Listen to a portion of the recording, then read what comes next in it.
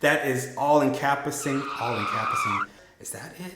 A hair colorist? Is that a thing? What is up, Flockers? That is my fellow lockers and aspiring lockers. If you are sitting at home right now on the fence of whether or not you should color your locks, I've got some do's and don'ts for you. So stick around and we'll get into it.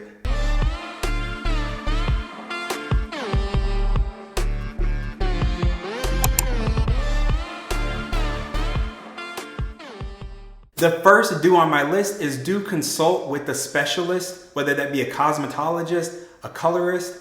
Is that it? A hair colorist? Is that a thing? Or a loctician that has specialized in doing color. Now, if you feel comfortable doing the color yourself, you've done it before, you've had a set of locks that you've done it before, that's good, and then you don't have to worry about that. But if you don't have any experience with it, if you have questions, things like that, then make sure that you consult with someone who can give you information about that and help you through that process, at least thinking through the process. Do number 2, the second thing that you want to do once you have colored your locks is you want to make sure that you are on some type of moisturizing routine. Now, I feel like it's important to keep your locks moisturized regardless of whether you have color in your locks or not, but you want to make sure that if your locks are color treated, that you are moisturizing them on a regular basis. It doesn't have to be necessarily every day, but you need to listen to your hair, listen to what it's telling you, and make sure that you are moisturizing appropriately and staying on top of it. And the third do on the list is do make sure that you are paying a little bit more attention and a little closer attention to your locks. What do I mean by that? I mean, go ahead and inspect your locks a little bit more often, pay a little bit more close attention to the part of your hair that is color treated, the parts of your locks that are color treated. You know, a lot of times just feeling through your hair, you can feel things. You know if your hair is feeling dry and crispy, if it's not feeling the way that it normally does, or if it's feeling like it needs a little bit of hydration. So get in there, listen to your hair, and then get in a mirror from time to time and check it out. You know, it's not something you necessarily have to do every day, but you do want to check your hair out periodically and just see how it is doing throughout time with the color treatment. Are you noticing changes? Are you noticing that things are different than they were before? Just keep an eye on your hair. Check it out. It doesn't have to be something that you spend hours doing or 30 minutes doing. It can be a quick little 2-minute check just to run your hands through your locks, check a few of them as you're, just going through and inspecting to see if they're short like mine and you can't pull them around to really see and get a good look. Like I said, get in a mirror, look close up and see what's going on with your hair. All right, on the list of don'ts. Number 1, don't forget about your hair and just let it go. I've heard time and time again of people that once they get their color, either because they're not a fan of the color, the way that it turned out, or just because they're, more on the lazy hair side, lazy locker side, those that aren't big into doing much to their hair, they just throw it up in a bun or throw it in a style and they neglect it, they forget about it, they don't pay any attention to it. It goes back to number 2, that you gotta keep your locks moisturized, and number 3 on the do list of making sure that you're paying close attention and paying attention to your hair and listening. You can't just throw your hair up in a ponytail or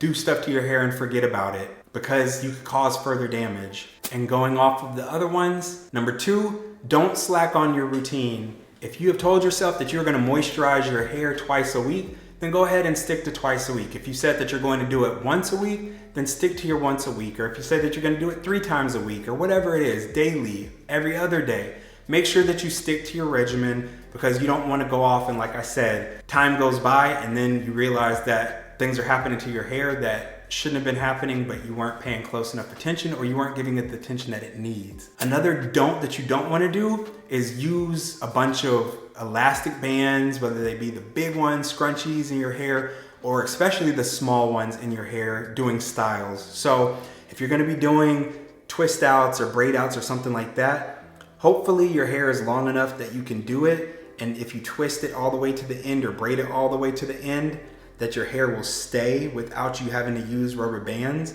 Because as we all know, the elastic bands are already damaging to the hair as it is, but when it's color treated, your hair is a lot more sensitive. So the last thing you want to do is to be adding elastic bands that is going to add more stress and more tension to those color treated spots. So if you can get away with doing the styles, of course that looks real dookie, but if you can get away with doing your twist or your braids by just twisting it or braiding it to the end without having to put that extra tension in your hair and in your locks.